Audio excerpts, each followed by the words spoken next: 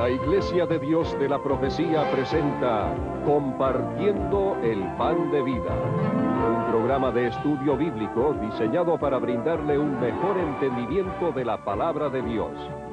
Así que le invitamos a permanecer con nosotros para una interesante media hora de exposición bíblica junto al hermano José Antonio Reyes en Compartiendo el Pan de Vida.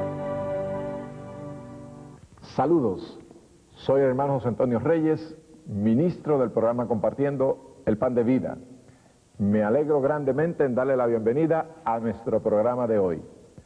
Continuaremos con nuestro estudio de las iglesias que aparecen en el libro de Apocalipsis, las 7 iglesias del Asia Menor. Hoy estaremos estudiando la iglesia de Pérgamo. Así que consiga su Biblia, ábrala en el capítulo 2, los versículos 12 al 17 de este hermoso libro de Revelación, donde estaremos haciendo el estudio en esta ocasión.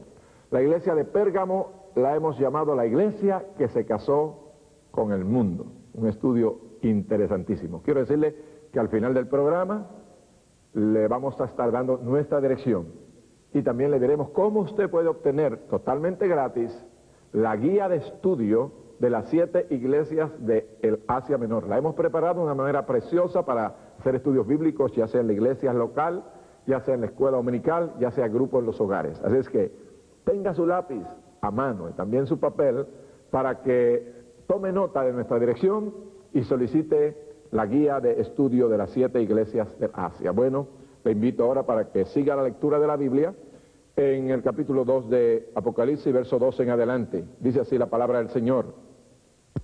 Y escribe al ángel de la iglesia en Pérgamo: el que tiene la espada aguda de 2 filos dice esto: yo conozco tus obras y dónde moras, donde está el trono de Satanás. Pero retienes mi nombre y no has negado mi fe, ni aun en los días en que Antipas, mi testigo fiel, fue muerto entre vosotros, donde mora Satanás. Pero tengo unas pocas cosas contra ti, que tienes ahí a los que retienen la doctrina de Balaam, que enseñaba a Balac a poner tropiezo ante los hijos de Israel, a comer de cosas sacrificadas a los ídolos y a cometer fornicación. Y también tienes a los que retienen la doctrina de los nicolaitas, la que yo aborrezco. Por tanto, arrepiéntete, pues si no vendré a ti pronto y pelearé contra ellos con la espada de mi boca. El que tiene oído, oiga lo que el Espíritu dice a las iglesias. Al que venciere, daré a comer del maná escondido y le daré una piedrecita blanca y en la piedrecita escrito un nombre nuevo, el cual ninguno conoce sino aquel que lo recibe. Bueno, la iglesia de Pérgamo, la iglesia que se casó con el mundo. Momento triste en la historia de la iglesia y un momento sumamente triste en aquella iglesia local. Como le indiqué en la lección pasada, es bueno que usted tenga en mente que para sacar provecho de estas lecciones que se estudian en las iglesias del Asia hay que tener 7 puntos en mente. En primer lugar, la localización geográfica. En segundo lugar, las características de Jesucristo presentadas a esa iglesia local. En tercer lugar, las características de la iglesia. En cuarto lugar, la censura, mejor dicho, la alabanza que Dios le hace primero a la iglesia, después la censura. En sexto lugar está la exhortación y en séptimo lugar una promesa que el Señor le hace a cada una de estas iglesias locales. Así es que yendo ahora a la localización geográfica de la iglesia de Éfeso, quiero que repasemos un poco este aspecto de la lección. ¿Dónde estaba la ciudad de Pérgamo? Bueno, la ciudad de Pérgamo estaba localizada como 50 millas al norte de la ciudad de Esmirna, que estudiamos en la ocasión pasada. Y de hecho es la iglesia más al norte de las 7 iglesias del Asia Menor que estaremos estudiando. Esta ciudad de Éfeso, o mejor dicho, esta ciudad de Pérgamo se le llamaba la capital intelectual y administrativa de toda el Asia Menor. O sea, el Imperio Romano en el este gobernaba por medio de unas oficinas administrativas que existían en la ciudad de Pérgamo. La ciudad de Pérgamo tenía la segunda biblioteca más grande en todo el este del Imperio Romano. La primera era la de Alejandría. En Alejandría, si usted estudia la historia, pues se escribía en los papiros, ¿verdad? Que se tomaban del río Nilo, los papiros, y en Alejandría se hacían los rollos, la forma de los libros, los papiros. Ahora, llegó un momento en que por competencia de estas dos ciudades, Egipto no le quiso seguir mandando papiro a Pérgamo. Entonces Pérgamo descubrió los pergaminos, o sea, de las pieles de los chivos o de las cabras. Se empezó a hacer rollos donde se escribía. Y de hecho, cuando usted en la universidad usted se gradúe y le dice que va a recibir el cuero de chivo, se están refiriendo a una práctica que empezó en la ciudad de Pérgamo, cuando se escribían en estos cueros de los chivos, de los cabros, podríamos decir, las notas o el diploma cuando la gente graduaban de la universidad. Había una universidad tremenda en Pérgamo, se dice como 200.000 manuscritos en aquella grande universidad. También en esta ciudad, al ser la capital administrativa, se tenía allí un templo para adorar a César. Así que el templo también provincial, oficial, para adorar a César, estaba en la ciudad de Pérgamo. Es bueno que mantenga esto usted en mente. La ciudad de Pérgamo también había un templo a Esculapio. Esculapio era el dios de la medicina. Y lo primero que podríamos llevar como un hospital se estableció en la ciudad de Pérgamo. Y Esculapio, pues su dios, su símbolo era una serpiente, que aún usted hoy en día, aún los médicos en nuestros días usan una serpiente en el símbolo de su profesión. Ellos a veces no saben de dónde ha venido, pero en Pérgamo se adoraba allí a la serpiente, y la serpiente dice que en ese templo que había a Esculapio había serpiente y se metían los enfermos allí, y ellos pensaban que si alguno tocaba una serpiente o alguna serpiente lo tocaba, iba a ser sano. Así que Cristo le habla a la iglesia y le dice que él sabía dónde ella estaba, donde está el trono de Satanás. ¿Por qué se llama que allí estaba el trono de Satanás? Porque allí estaba el templo para adorar a César. Había también allí un tremendo altar que se dedicaba a Zeus. De hecho, una de las 7 maravillas del mundo antiguo, hablamos de Éfeso, que estaba el templo de Diana. Bueno, en Pérgamo estaba el altar a Zeus. Era un altar enorme, blanco, que se veía desde cuando uno entraba en el mar, y en ese altar de Zeus era tan grande que fue una de las maravillas del mundo antiguo. De hecho, la gente de Alemania hace poco fueron a esta área de Pérgamo y sacaron todo el altar, y hoy lo tienen en un museo en Alemania. Era una de las maravillas del mundo antiguo. Así es que es importante que nosotros comprendamos cómo estaba aquella iglesia de Pérgamo localizada y dónde trabajaba en medio de aquella tremenda ciudad llena de idolatría y llena de problemas. Así es que vamos a ver las características del Señor Jesucristo cuando Cristo se le presenta a aquella iglesia. Él le dice: yo conozco tus obras y dónde moras, donde está el trono de Satanás. Él dice: el que tiene la espada aguda de 2 filos dice esto. Fíjense que Cristo se le presenta a la iglesia como el que tiene la espada aguda de 2 filos. ¿Por qué? Porque lamentablemente aquella iglesia local se iba a empezar a desviar de la palabra. Iba a comenzar a aparecer en ella lo que se llama la doctrina de Balaam, que vamos a estar estudiando más adelante. Entonces Cristo se le aparece como el que tiene la palabra autoridad final. La espada aguda que salía de su boca no es otra cosa que la gloriosa palabra de Dios, que es el fundamento, es la base para todo juicio, y todo lo que hacemos no debe estar basado en tradiciones ni en ideas de los hombres, sino en así dice el Señor. Vamos a ver las características de aquella iglesia local, las características de la iglesia de Pérgamo. Mire cómo dice: yo conozco tus obras y dónde moras, donde está el trono de Satanás. Cuando usted estudia el libro de Génesis, el trono de Satanás estuvo primeramente localizado en la ciudad de Babilonia. Y aquella ciudad de Pérgamo, si vemos la característica de aquella ciudad, es la palabra per, quiere decir torre, igual que Babel. Se llama torre, y en segundo lugar se llama gamo, que quiere decir enlace o matrimonio. Y esta iglesia la llamamos la iglesia que se casó con el mundo. Así que la característica de aquella ciudad, recuerde, es importante saber que fue la iglesia que se casó, se enlazó con el mundo.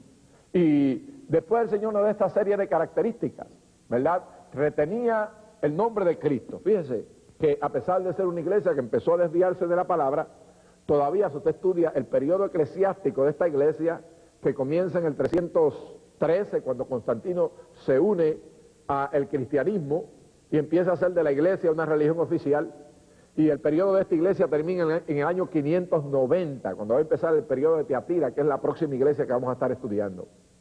Pero, ¿qué dice el Señor? El Señor encuentra cosas bonitas, siempre, como le dimos, el Señor hace encomio a la iglesia, Él siempre mira lo mejor. Qué bonito, a veces nosotros, cuando pensamos en otras personas, a veces pensamos en las cosas peores, siempre estamos a veces buscando cosas que criticar.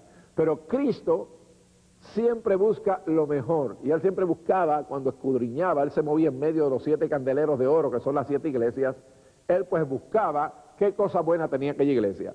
Y Él le dice a aquella iglesia de Pérgamo: yo conozco tus obras, y dónde moras, donde está el trono de Satanás. Él sabía que los cristianos allí estaban atravesando por un momento, y dice: pero retienen mi nombre, dice el Señor, y no han negado mi fe, ni aun en los días en que Antipas, mi testigo fiel, fue muerto entre vosotros, donde mora Satanás. Recuerdan, le dije ya que Satanás estuvo su trono por primera vez en la ciudad de Babel. Babel se encuentra donde está, antiguamente donde estaba el huerto del Edén, que hoy es el país de Irak. Pero cuando esta área del mundo fue destruida, Satanás movió su trono a la ciudad de Pérgamo. Y al igual que Nimrod en la ciudad de Babel se proclamó un dios, César también, el emperador romano, se proclamó Dios y se le hizo una estatua, y había un templo oficial allí, en aquella ciudad, para adorar al César continuamente. ¿Por qué le dice al Señor que allí está el trono de Satanás? Recuerde, los cristianos en Pérgamo estaban en peligro todo el tiempo. Por eso el Señor le dice: no has negado mi fe, has retenido mi nombre, aun en los días en que Antipas, mi testigo fiel, fue muerto entre vosotros, donde mora Satanás. ¿Por qué? Porque los cristianos, por ejemplo, en otras ciudades, tenían un día cuando ellos adoraban al César, pero en la ciudad de Pérgamo, ya que estaba el templo allí de César oficial, todos los días la gente, por lo regular, iban a prenderles perfumes, y la iglesia estaba en peligro allí todo el tiempo, pero siempre hay cristianos fieles. Antipas, la palabra Antipas quiere decir uno contra el mundo. Así es que aquel testigo fiel de Cristo estuvo para enfrentarse al mundo, no claudicó de su fe, y fue un hombre que murió fielmente por la fe del Señor. Así es que hubieron infieles en aquella ciudad que se casaron con el mundo, pero hubo un remanente precioso y grande, fiel, que sirvió a Cristo. Así es que el Señor le habla a aquella iglesia y le da muchos encomios a aquella iglesia. El Señor le da encomios preciosos, le dice: yo conozco tus obras, donde moras, donde está el trono de Satanás, pero retienes mi nombre y no has negado mi fe, ni aun en los días en que Antipas, mi testigo fiel, fue muerto entre vosotros, donde mora Satanás. Así es que la iglesia en ese tiempo, si usted estudia, aun el concilio de Nicea en el año 325, retuvo el nombre de Jesucristo. En el concilio de Nicea, aunque lamentablemente la iglesia se empezó a desviar, y Constantino, al unirse a la iglesia, él se hizo como el director de la iglesia, y él se llamó el sumo pontífice. Usted sabe que ese nombre de sumo pontífice, el primero que lo usó fue Nimrod, pero también el César usó el nombre de sumo pontífice, y así se le adoraba en aquella ciudad. Cuando Constantino unió la iglesia al Estado, él usó ese título, que hoy en día lo sigue usando el director de la iglesia católica romana, sumo pontífice. Eso no viene de la Biblia, eso vino totalmente del mundo pagano. Así es que, mi amigo y hermano, el Señor dice: la iglesia aún en aquel tiempo retuvo la fe y no negó el nombre del Señor, se mantuvo fiel en estas dos cosas. Ahora el Señor hace una censura a aquella iglesia, y es una censura fuerte. El verso 14 dice: pero tengo unas pocas cosas contra ti, que tienes ahí a los que retienen la doctrina de Balaam, que enseñaba a Balac a poner tropiezo entre los hijos de Israel, a comer de cosas sacrificadas a los ídolos y a cometer fornicación. Cristo le dice, recuerde, las obras de Balaam, la iglesia de Éfeso las aborrecía. Cuando estudiamos la iglesia de Éfeso, empezaron a ver un poquito de las obras, pero aquí ya es una doctrina.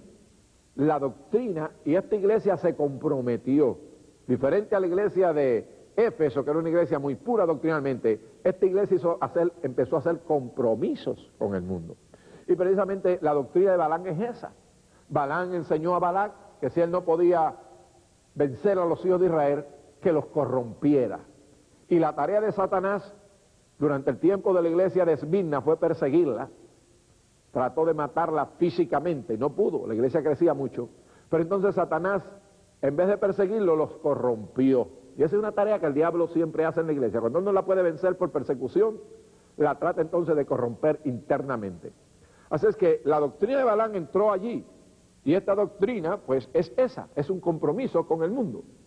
Y también entró allí la doctrina de los nicolaítas. Vea lo que dice el verso 15. Dice así, y también tiene a los que retienen la doctrina de los nicolaítas, la cual yo aborrezco. Esta doctrina de los nicolaítas, pues fue la que estableció el clero, el sacerdocio. Esta iglesia se empezó a fijar en lo que hacían las religiones paganas. Las religiones paganas tenían sus sacerdotes. Todas las religiones paganas tenían sus sacerdotes, usaban estas togas y hacían sacrificios a sus dioses. Y también la religión judía también tenía sus sacerdotes. Y la gente laica era separada del sacerdocio. Pero en la iglesia del Señor todos somos iguales. Y yo por ser ministro no soy superior a un miembro regular de la iglesia. Ese miembro regular de la iglesia, usted si es un miembro regular, usted tiene el mismo derecho delante del Señor que tengo yo como ministro o que tiene su pastor. Solamente que Dios ha dado algunos puestos en la iglesia para que sirvamos más a la iglesia del Señor. Así es que aquella doctrina de los nicolaítas fue la primera que separó y puso a un lado los sacerdotes, o trató de ponerlos, y a un lado los miembros común y corriente, que estos trajo una desgracia. El gobierno teocrático, bíblico, se perdió, y la iglesia al perder el gobierno perdió más tarde la doctrina, y vamos a ver que la iglesia entra en edad oscura en la próxima iglesia, la iglesia de Tiatira. Así que el Señor le censura fuertemente a esta iglesia, porque ellos también retenían a aquellos que tenían la doctrina de los nicolaítas. Era una iglesia que se comprometió con el mundo. Ahora, el Señor le llama una exhortación. El verso 16 dice, por tanto, arrepiéntete, pues si no vendré a ti pronto y pelearé contra ellos con la espada de mi boca. El Señor le da una exhortación a la iglesia, y la exhortación es arrepiéntete, arrepiéntete, cambia tu camino, cambia tu mente. Iglesia, regresa al primer amor.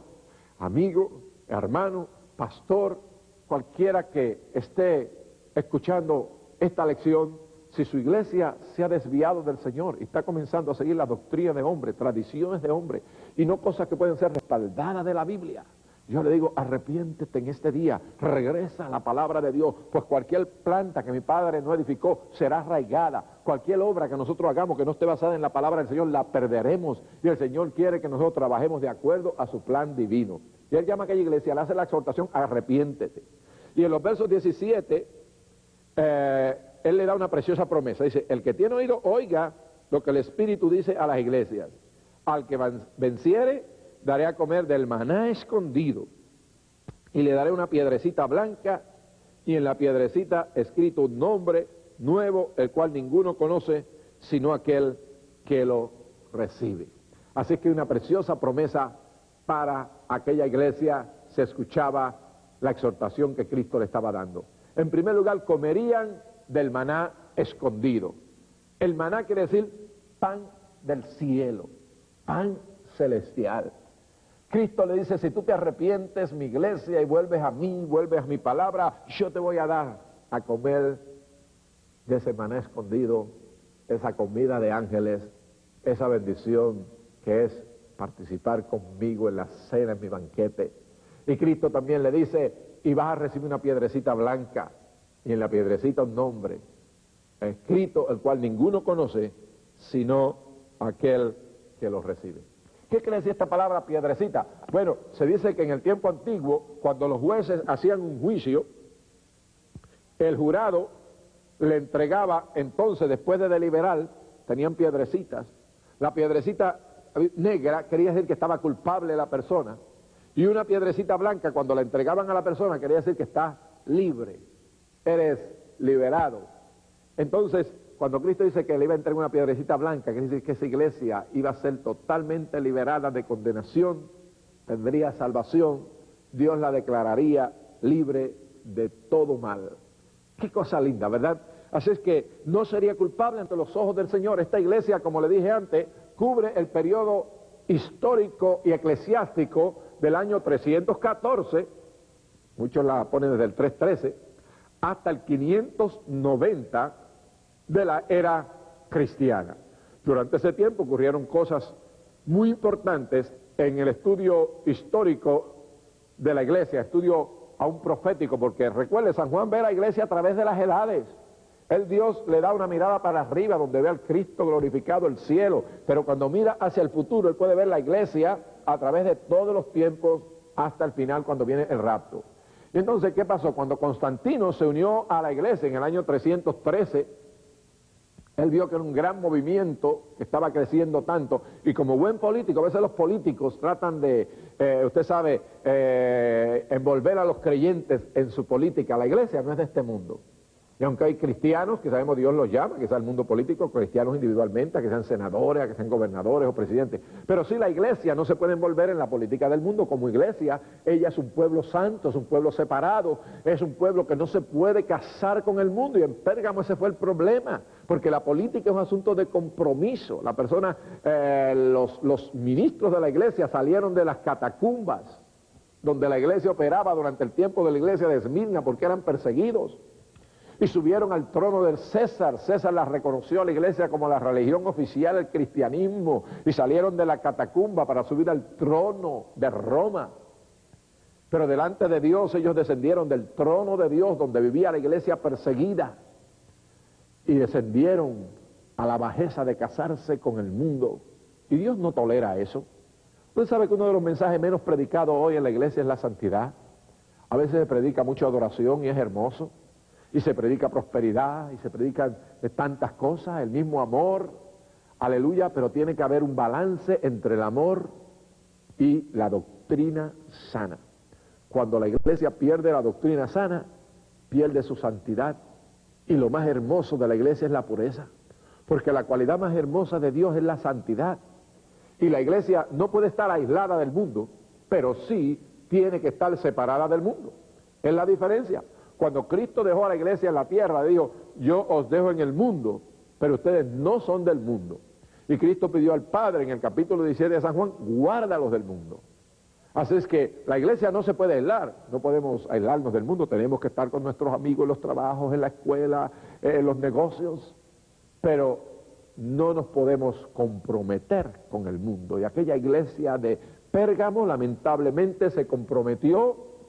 El diablo no la pudo destruir la iglesia por la persecución, pero sí cuando le ofreció, amigo y hermano, una posición política y real.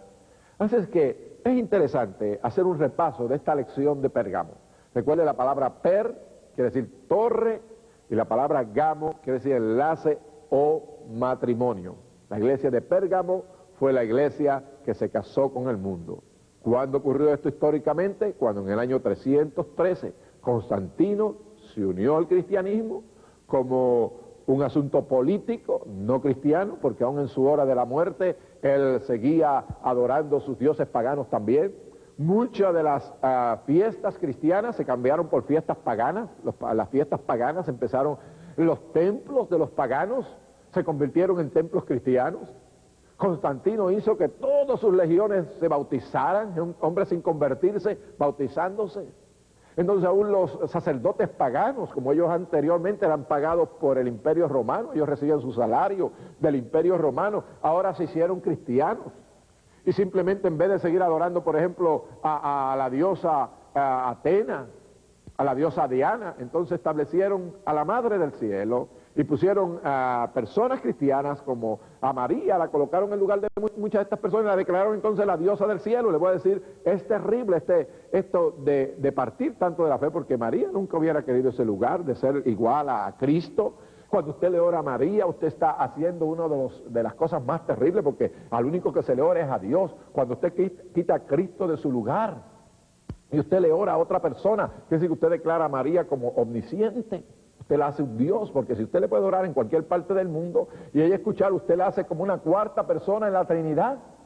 Pero el enemigo fue tan sabio que dijo, no van a seguir adorando las diosas de los paganos, pero vamos a darle unas diosas cristianas. Y tomaron los nombres de los creyentes y en lugar de seguir adorando a aquellos ídolos del mundo pagano, le dieron entonces nombres cristianos, y entonces la iglesia lamentablemente se casó con el mundo y cayó. Pero Cristo El Cristo con la espada de dos filos, con la palabra de Dios, vino sobre aquella iglesia y entonces, aunque encontró cosas buenas, la iglesia tenía obras. Él le dijo, yo conozco tus obras y que aún retienes mi nombre. Todavía la iglesia no se ha hundido totalmente en la edad oscura y retienes mi fe y tienes un remanente hermoso parecido a Antipas dentro de ti, pero yo te llamo al arrepentimiento. Cristo se le presenta a aquella iglesia, le llama a que se arrepienta, cambie de su manera de ser y vuelva a Él en humillación.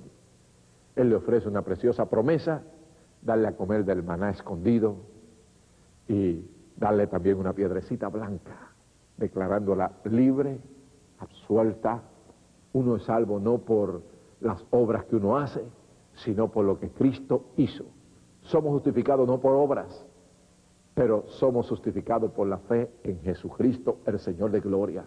Así que, mi amigo, Cristo le hace una exhortación a aquella iglesia que regrese. Y en este día, no sé dónde está tu iglesia local. Si se ha empezado a desviar del Señor, vuelve al Señor en este día. Deja la doctrina de los hombres, las tradiciones de los hombres. Y el Señor, aún dentro de aquella iglesia que se empezó a paganizar y a comprometer con el mundo, siempre hubo un remanente fiel que le sirvió al Señor. Quiero informarle que para ayudarle a usted a continuar creciendo en su vida espiritual, hemos preparado una hermosa guía de estudio bíblico sobre las 7 iglesias de Asia. En esta cubrimos temas tales como la iglesia que perdió el primer amor, la pobre iglesia rica, la iglesia rica que era pobre, la iglesia que se casó con el mundo y otros temas más que le edificarán grandemente a usted. Solicite su guía hoy mismo. Que el ministerio del programa Compartiendo el Pan de Vida es un ministerio de fe. Queremos regar la palabra del Señor. Dependemos que usted nos ayude con la oración, pero también que nos escriba. Escríbanos hoy mismo. A veces no sabemos, preparamos estos programas, hacemos el esfuerzo de hacerlo llegar hasta ustedes, son costosísimos, pero queremos que usted nos escriba y nos diga cómo está llegando el programa Compartiendo el Pan de Vida hasta usted. Si usted siente cooperar con alguna ofrenda, con alguna donación para el ministerio, estaremos muy agradecidos por usted. Pero sobre todo, ore y háblele a sus amigos acerca de este programa. Dios le bendiga y le guarde en la fe.